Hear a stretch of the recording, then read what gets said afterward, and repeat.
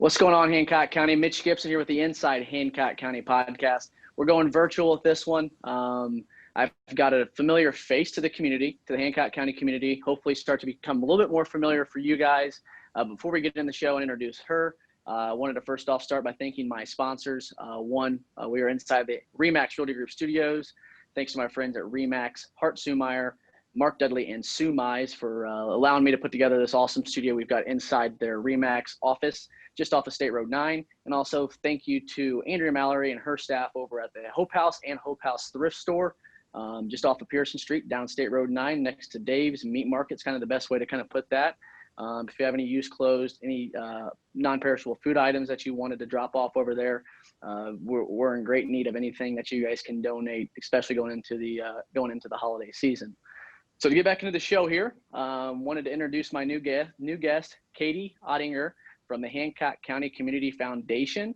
I'm just going to kind of because I don't know enough about Katie personally to be able to have any backlash on her or have any dirt on her. So I'm going to let Katie introduce herself and kind of tell her role, what she does at the Community Foundation. So Katie, appreciate your time today.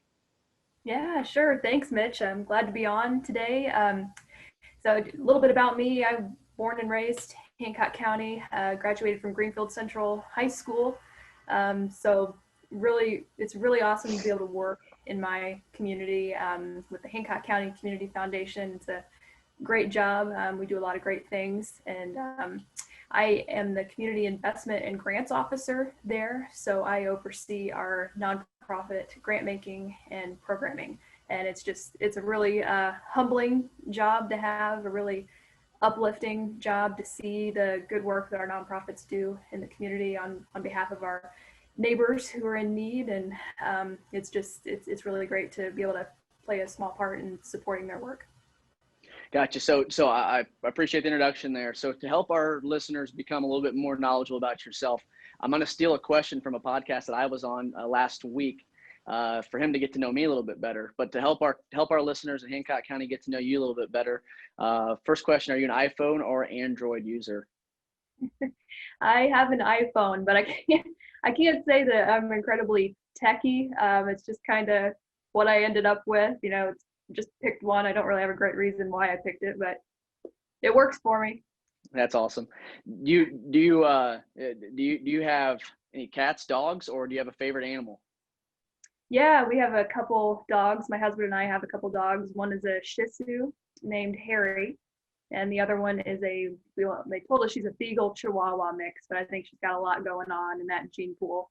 And her name is Alice. They're great. They've been keeping us company during all the quarantine. Absolutely.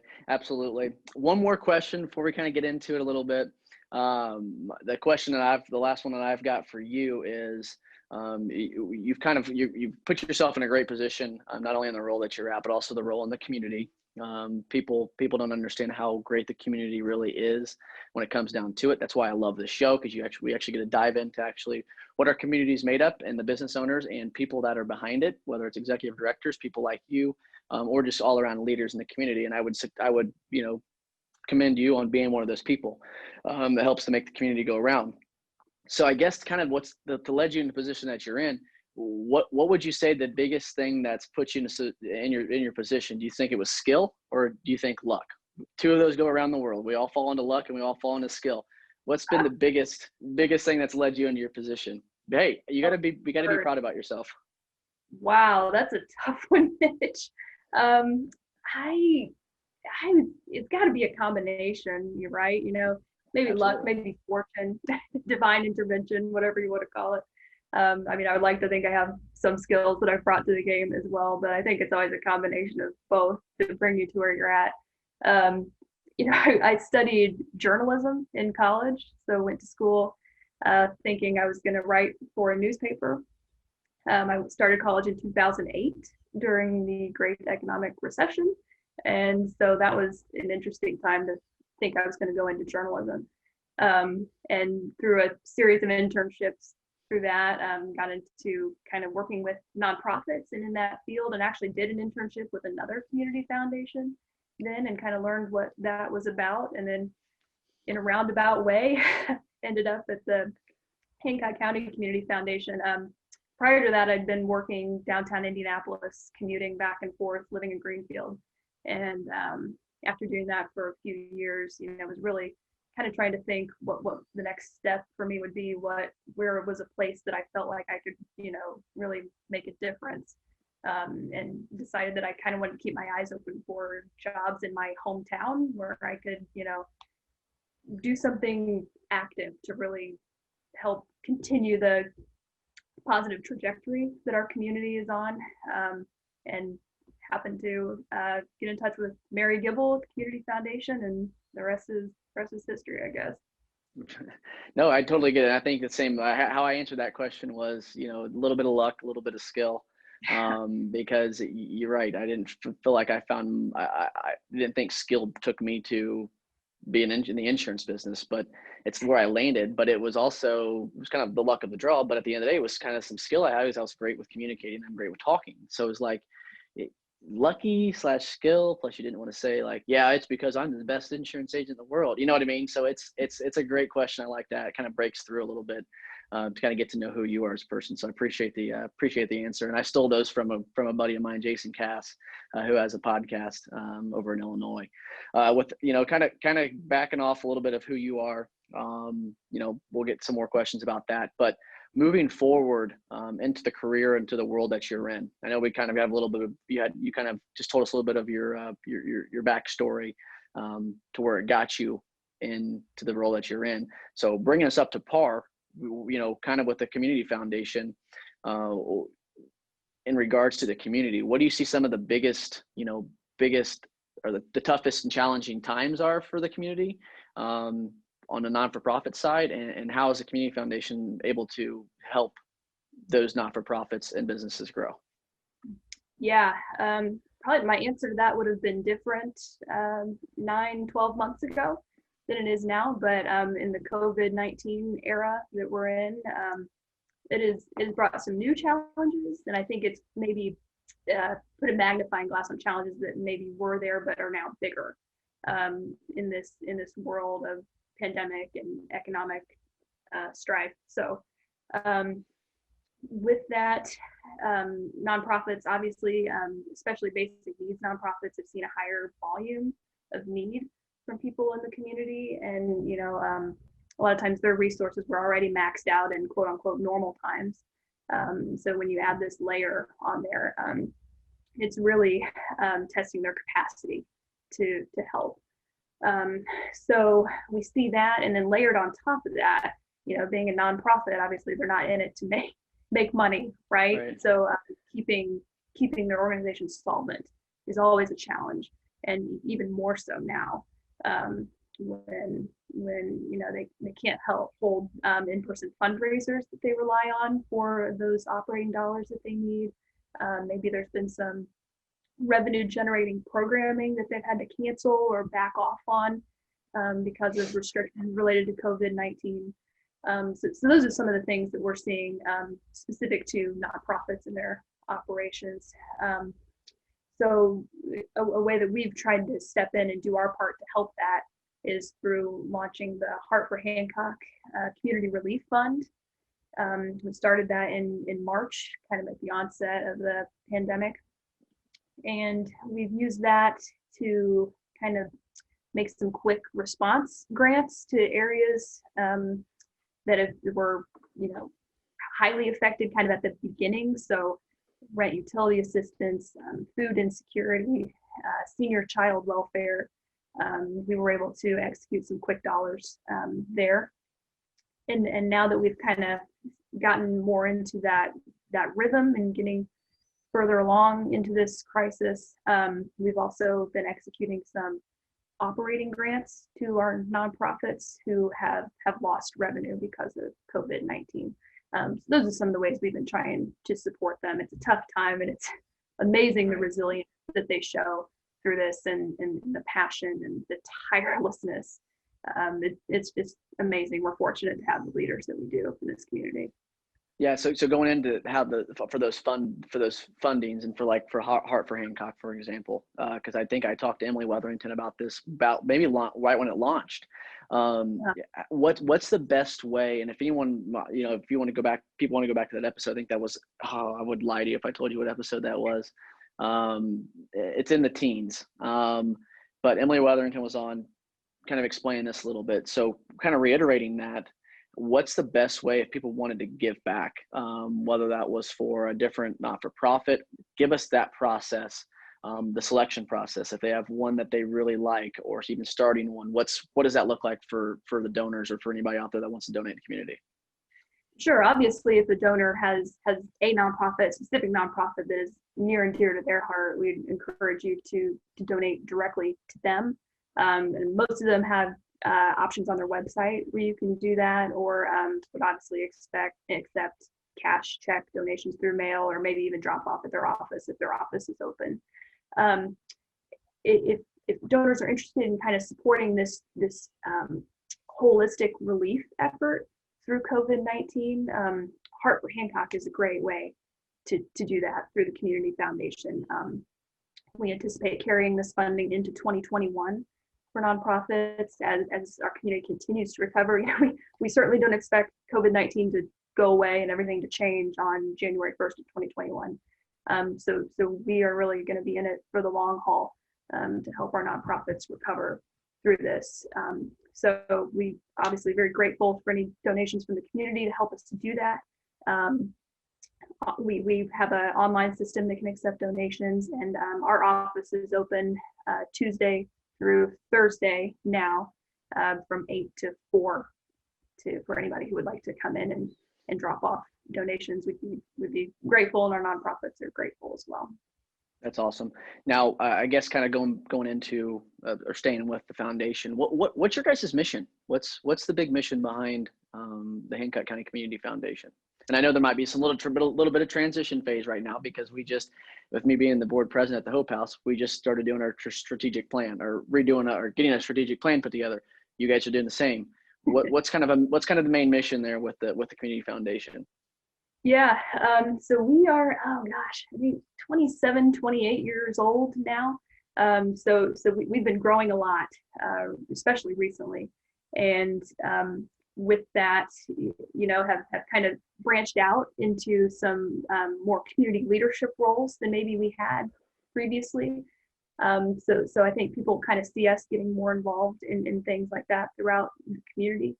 But with that, we'll never stray away from our core mission of nonprofit grant making and stewardship of our donors, helping people give and honoring that intent forever for our donors, whatever it is their passion is.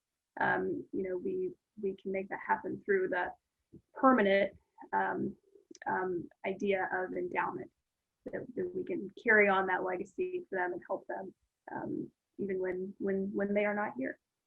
Right, and I think that goes great with your guys' tagline. Was it Give, Grow, HCC, or what is that? Isn't it something like that, or was I close? Yeah, Give HC, Grow HC is there kind it of is. Okay. with our email tagline. Yeah, and it's kind of a succinct way to sum up what we do. It's pretty good. No, I'm right there with it. I love it. And I think talk about stickiness. I mean, that's something that you see. That's something that every time I see, that makes me think about the Community Foundation. And I think it goes great with what we've got going on and what you guys are doing, especially in the not-for-profit world. I love the not-for-profits. I love what they're doing. I love that they give back, even when they are not-for-profits. People are giving back to them, and they give back to others, and that's great. So appreciate you guys, and also what you guys were able to do for the Hope House. I think it was a couple of years ago when I first got on the board. If I remember correctly, I think we took a picture with this big old check that you guys came by, and I think it might be the first time I ever met you. So it's very much appreciated, and I commend you, and appreciate you keeping up on all that hard work. You kind of looking forward to the future of the Hancock County Community Foundation. Any goals, any new ideas that you guys have a brewing, anything new that the community needs to know about, whether that's short term, long term, that you guys are looking for, or anything that you guys are needing? Yeah, that's a good question. Like I mentioned, we like you said, we're in the middle or kind of working on a new strategic plan and ramping that up and getting ready to launch that in 2021. which includes some more community leadership efforts throughout the county. And so that is good. We're doing a lot of planning for that and getting ready for that in both our nonprofit work as well as development work, and doing what we can to support kind of those efforts that are out there to increase quality of life throughout the county. Making sure that a sense of community pride is high on the list in whatever that looks like throughout the different county, whether that's branding opportunities or anything like that. So that's some of the work that we're looking forward to continuing or getting started. So it's gonna be a good next few years for sure. We're excited. It's awesome. I'm too. I can't wait to see where you guys take off to.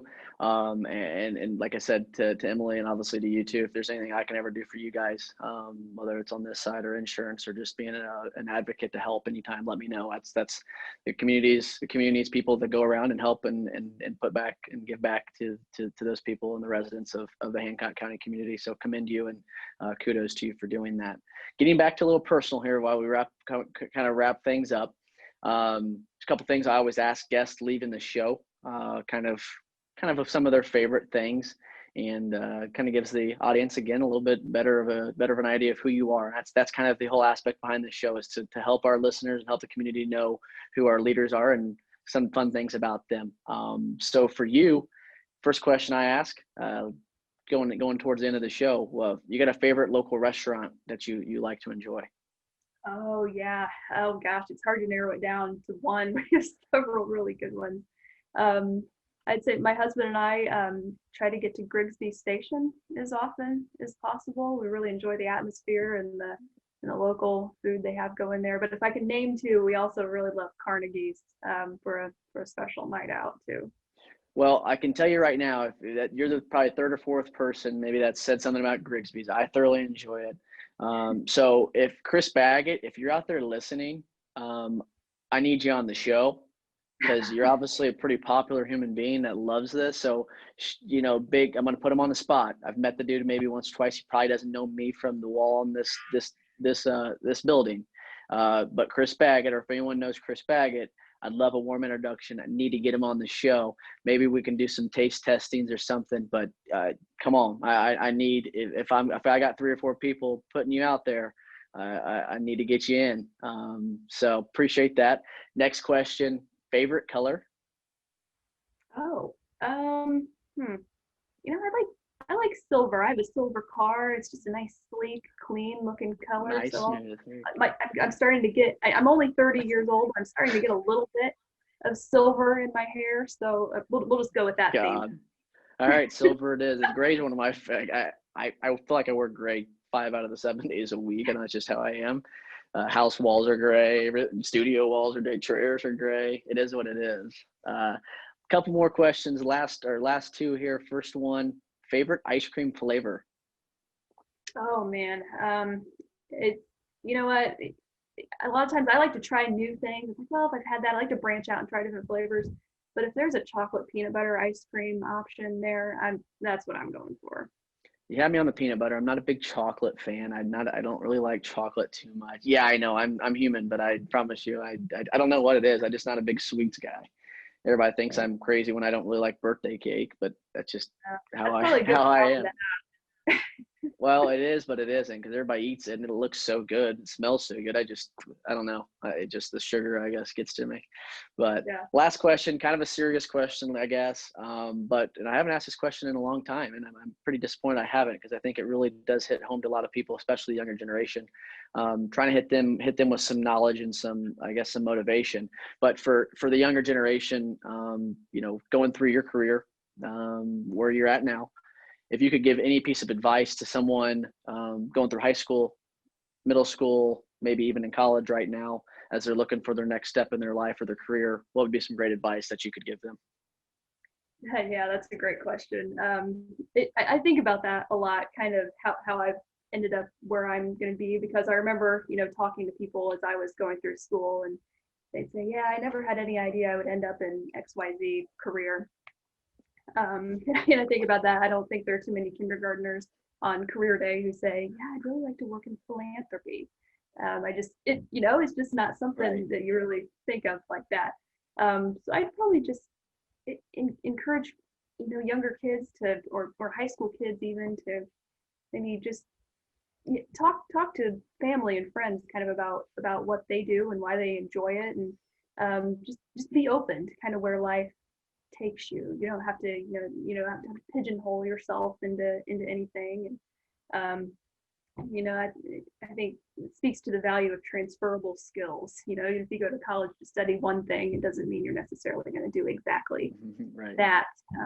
It's kind of funny you say that, because I literally just talked to my brother and sister about that a few minutes ago. Like, I went to school for telecommunications and got in the insurance business. So you're right. And things can change. Yeah, I think you have to let yourself evolve as a person and let that happen, be open to that happening, and see where it takes you. Right. And I think this pandemic, if there's something great we can take away from it, I know it's hard to say that, but it's taught us all how to be able to adjust to change and be decent at it. It may not happen right then, but being able to be decent at it is something that's going to take with you a long way. Hey, I love there's your favorite animal. There he is. He's barking. Yeah. That's awesome. But no big deal at all. Well, I'll let you go, get back to your day. Appreciate you coming on and sharing with what the Hancock County Community Foundation does and what some plans are. As we get through the end of this year, beginning of next year, kind of see what the pandemic goes and whatnot. Might try to get you guys back on again, or even get Mary involved and see what we can do about putting together a pretty cool little show or episode, kind of tying in the year in. So it'd be fun. So once again, thank you. Thanks, Katie, for joining the show. Where can people find you guys on Facebook, website, and any of that contact information? Yeah, website, as Mitch said earlier, givehcgrowhc.org. I don't know our exact social media handles, but if you look up Hancock County Community Foundation, you'll find us. Just make sure it's the one in Indiana. I think there's a Hancock County Community Foundation in Ohio. That's not us. I'll have those Twitter handles right there, our Twitter or Facebook handles and Instagram or whatnot right here in the description below. So take a look at that. Go give them a follow. Check out all the awesome things that they're doing in the community. And also, if you are the kind heart to find a not-for-profit that's near and dear to you, please go ahead and donate to that and help build that grant up for them to be able to continue the businesses, even especially during hard times that we all struggle with, which we all see happen. So, Katie, once again, thank you for your time. Appreciate you joining the show. We'll see you guys next time. And once again, thank you to the RE/MAX Realty Group as we are inside the RE/MAX Realty Group Studios over here off of State Road 9. And thank you to our presenting show sponsor, the Hope House Homeless Shelter and the Hope House Thrift Store, Andrea Mallory and Angie Lyon and their teams over at the Hope House. Thank you so much for your time. Go give the Hancock County Community a follow. Go check them out. And we'll see you guys next time on the Inside Hancock County podcast. Always remember that you can make a difference, Hancock County. Have a good rest of your day, and we'll see you soon. Take care.